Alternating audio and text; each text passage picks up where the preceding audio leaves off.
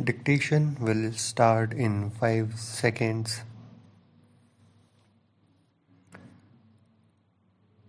Start. Madam Speaker, I rise to present the budget for the year 2016-17. I am presenting this budget when the global economy is in serious crisis. Global growth has slowed down from 3.4% in 2014 to 3.1% in 2015. Financial markets have been battered and global trade has contracted. Amidst all these global headwinds, the Indian economy has held its ground firmly thanks to our inherent strengths and the policies of this government. A lot of confidence and hope continues to be built around India. The International Monetary Fund has hailed India as a bright spot amidst a slowing global economy. The World Economic Forum has said that India's growth is extraordinarily high.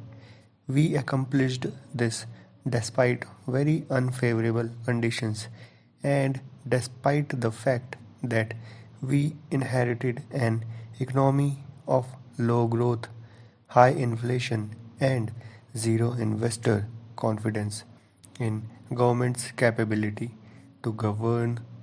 We converted these difficulties and challenges into opportunities.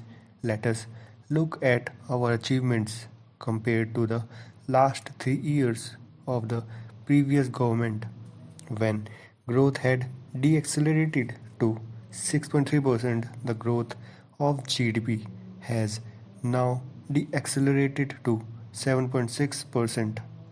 This was possible notwithstanding the contraction of global exports by 4.4% compared to 7.7% growth in world exports during the last 3 years of the previous government.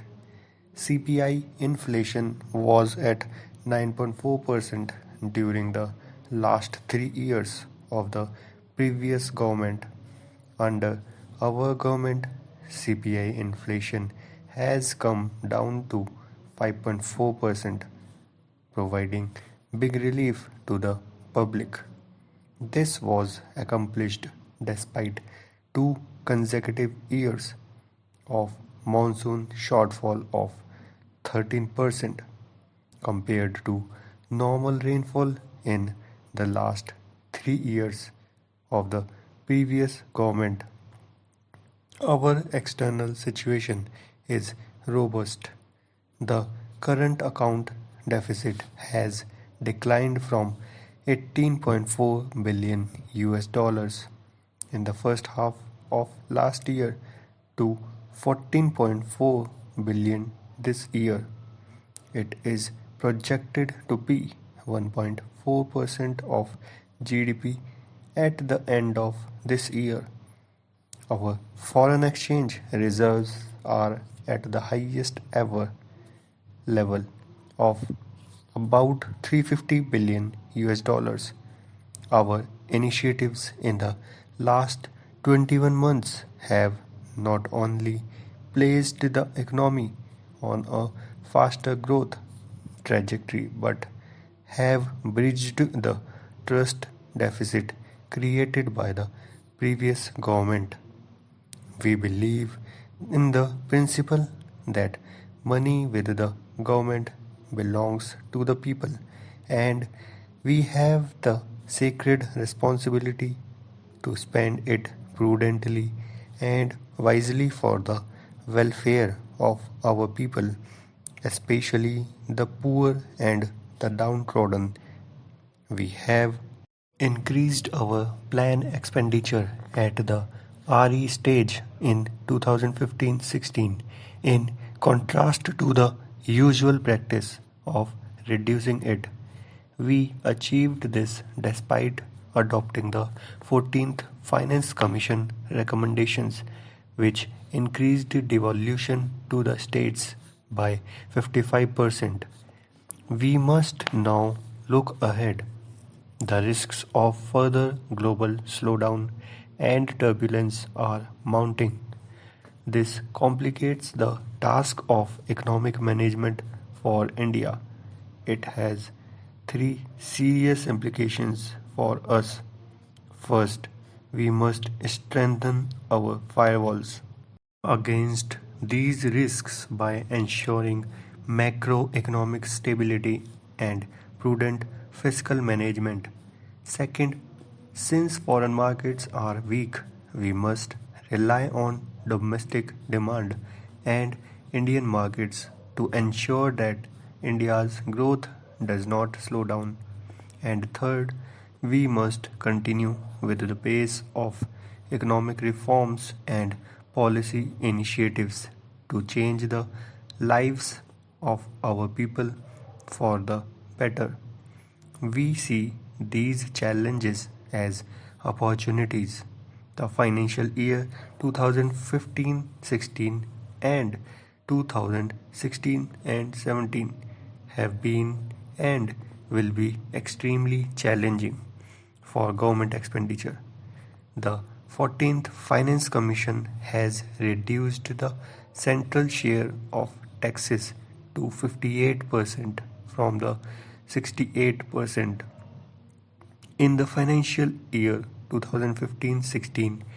We managed to improve upon the budgeted expenditure due to revenue increase, notwithstanding the steep reduction in the central share of taxes. The next financial year 2016-17 will cast an additional burden on account of the recommendations of the 7th Central Pay Commission and the implementation of Defense OROP. The government therefore has to prioritize its expenditure. We wish to enhance expenditure in the farm and rural sector, the social sector, the infrastructure sector, and provide for recapitalization of the banks. This will address those sectors which need immediate attention. Once the government discharges these priority obligations, it shall then focus on other areas which are also of utmost priority to the government, while increasing the outlay of various social sector programs. The government will undertake three major schemes to help the weaker sections of the society. The Pradhan Mantri Fasal Bima Yojana has already been announced to protect the farmer from the adverse consequences of the nature. The farmer will pay a nominal amount of insurance premium and get the highest ever compensation in the event of any loss suffered. A health insurance scheme which protects the one third of India's population against hospitalization expenditure is also being announced.